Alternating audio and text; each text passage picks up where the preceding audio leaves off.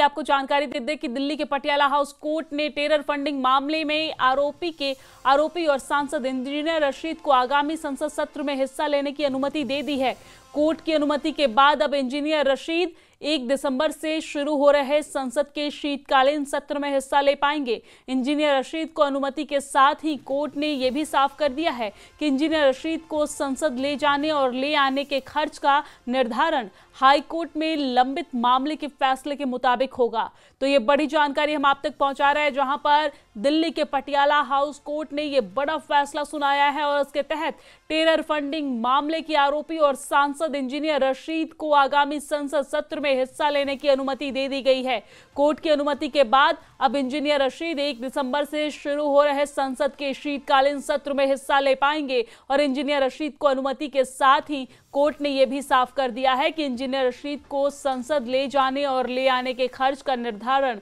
High court में लंबित मामले में फैसले के मुताबिक होगा। तो ये बड़ी जानकारी हम आप तक पहुंचा रहे हैं, जहां पर पटियाला हाउस कोर्ट ने यह बड़ा फैसला लिया है।